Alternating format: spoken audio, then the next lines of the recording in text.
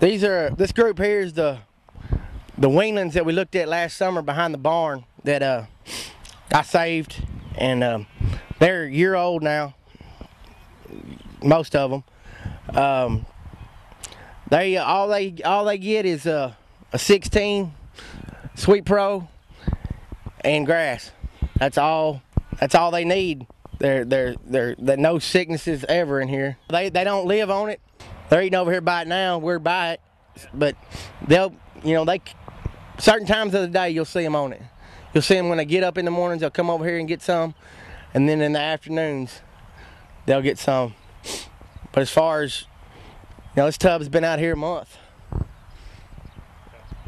We talked about my cost and just about going with the tub of Sweet Pro 16 and grass. It's cut it down to 8 to 10 cents a day versus a pound of $9 feed, 18 cents a day plus the tub, and no difference in condition. So when you cut your costs down, plus 50%, they're not gaining too much. They're not getting too conditioned where they won't breed in June, but they're maintaining. They use everything that they eat. I mean, it breaks down in their system and uses. That way they're not, this blade of grass will do a whole lot more for them now than it would before I used the tub. I mean, they've had that bale of hay over there for 5 months. They'd rather eat grass and not have to eat as much hay. Cut the hay consumption down. Yeah, normally how long would that bale of hay last you? With the waste that they, because they eat it down probably to 2/3 of it, and then they stand on the rest of it. I think it'll last me 3 weeks to a month. You see them content more. A hungry goat ain't gonna leave you alone. It's gonna beller every time it sees you. But these goats will go around here and eat and go lay down. Most of these kids are December, January kids, and one thing I can base my deal on is last year I lost probably 25% of my kid crop. Unhealthy kids, not milking. This year I didn't bottle feed a single baby. Didn't bottle feed and lost one, and that was just a fluke deal. It's gonna happen. Pregnancy backing up, you come out backwards and had a lot of fluid, and I didn't get there in time to clean him off. And nothing, he was healthy, he was big enough. And as far as my baby size, it was out of this world. I had, I got big enough nannies to have whatever, but I was averaging last year probably 7-8 pounds. This year I was averaging 10. I had a 14-pound nanny kid, which she's somewhere, and but her mother's big enough to have it, and I'm talking hit the ground gaining 2 pounds a week. Wow.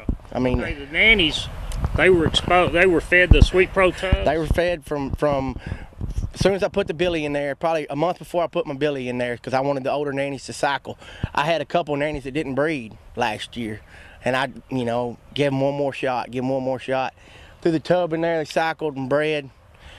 No problem. The quality, not the quantity, but the quality of babies. Now, I didn't know how to put a finger on it, whether, I had not the numbers, but I had better. I had a whole lot better. I mean, I had probably, it's hard. Last year I could pick out the best one because there was a lot of difference. This year it wasn't very much difference, and I didn't do anything different. Same genetics. Same billy, same nannies, same grass, same hay, same feed. But it's just I had that tub out there. Didn't have one case of coccidiosis. The worms are there. It's just because they're gonna be there. Yeah. I didn't have one case of coccidiosis from the babies, and the worm problem, is down. I probably say 80% down. Reduce your worm problem 80%. This little weather, he was somewhere. He's right here. He wasn't raised by me. Same billy, same genetics. The mother didn't get minerals. No mineral program whatsoever, and he'd come here like that. I mean, he's just droopy hair, kind of shaggy, and then the one beside him here is one that I raised, and they're about the same age here, so you can tell the muscle.